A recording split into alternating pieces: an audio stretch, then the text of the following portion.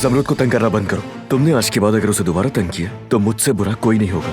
एक बार निकाह हो जाने दे। चलो चलकर आज मिल लेते हैं भाई से, क्या पता ये मुलाकात आखिरी हो। हमारी कहानी इसी तरह खत्म होनी थी भाई। डॉक्टर उक्ताई से बात की थी आपने? तो फिर चलें जमरूद। कहाँ जा रही हो तुम जमरूद? तुम्हें कुछ चाहिए तो बता दो। हद में रहना हारून। हारून की हरकतों का अंदाजा हो जाएगा आपको। दिलान, मैं तुमसे एक सवाल पूछूंगा। तुम्हारी शादी खून बहा के नतीजे में हुई है? आपने दिलान और बारान को बहुत बड़ी लड़ाई में डाल दिया है। बारान ने उसे कमरे में लॉक कर दिया है। आपके अलावा कोई भी उसकी मदद नहीं कर सकता। दिलान, डॉक्टर साहब ने ये भेजा है। उन्होंने कहा ये तुम्हें दे दूं।